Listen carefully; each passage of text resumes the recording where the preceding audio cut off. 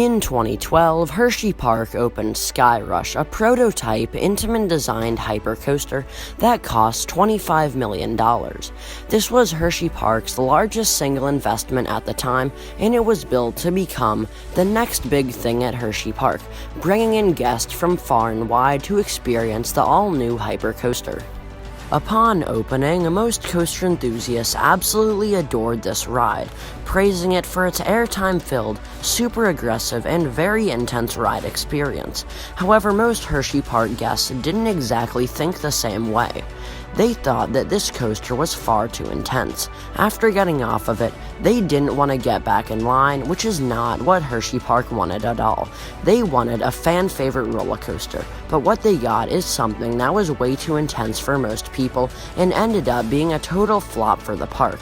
This $25 million investment sort of went down the drain, and unlike in all of those roller coaster games that you know and love, you cannot just delete this investment and get all of your money back. They had to try and fix it. In the off-season, after this coaster's opening, Hershey Park slowed down the lift hill and gave this coaster all new softer wheels, which would hopefully have more friction against the track, aka making this coaster run a little bit slower and making it more enjoyable. However, the damage had already been done.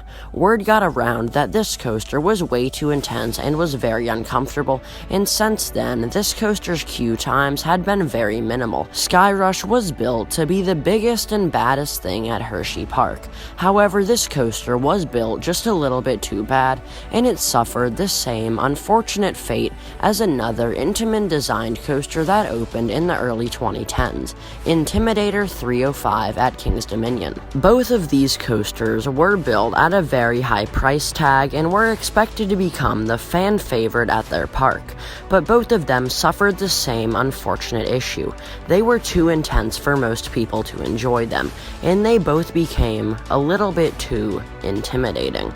Neither of them have been all that popular since, at least with members of the general public. However, let's get back to SkyRush, cause that's the main focus of this video. As mentioned previously, SkyRush was manufactured by Intamin Amusement Rides, and in case you didn't know, Intamin is synonymous with downtime.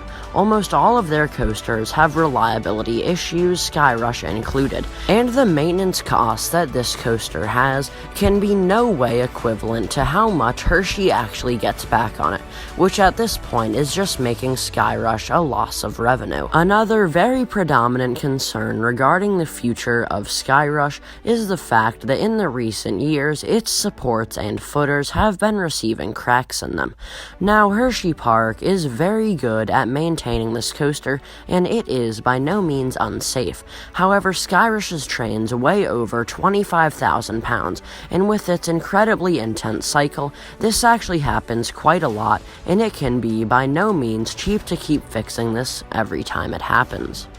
Speaking of this coaster's trains, they are so heavy that even its own track can't hold itself together.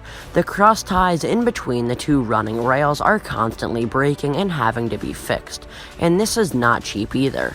The trains also have their own issues as well, such as the wheels getting burnt out too quickly due to excessive force and having to be replaced.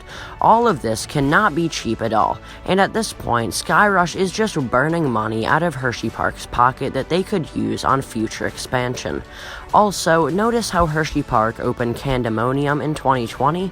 That was not because they wanted to boast two hypercoasters. That's because they wanted a replacement for the original one that they opened in 2012. Now, none of that has been released from the park, but I know somebody who works very, very closely with Hershey Park, and they have been historically right on a lot of events, so I would trust them for sure. When Hershey was calling companies to find who would want to build SkyRush, they actually called Bolliger and Mabillard, or B&M, before they called up Intamin. B&M declined because they didn't have enough space to build their well-known hypercoasters. However, Intamin gladly accepted, as they are able to take on any project no matter how big or how small.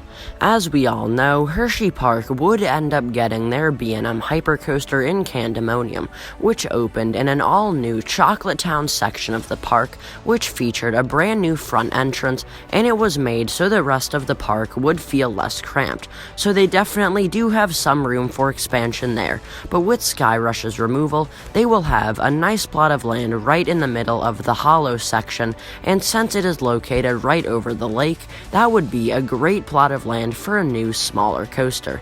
Maybe a family coaster, maybe another extreme one, who knows, but all I know is that this coaster will be biting the dust in the upcoming years. As much as most coaster enthusiasts would hate to see it, we all know it's gonna happen. Anyways, what do you guys think will happen to SkyRush at Hershey Park? Do you guys think that what I've said is just flat out wrong and that this coaster will be around for the long run, or do you agree with me in the fact that this coaster won't be around by 2025? Let me know in the comments down below, and if you enjoyed this video, be sure to leave it a like rating, and if you aren't already, subscribe for more roller coaster content here on Hangtime Thrills. I'll catch you guys next time.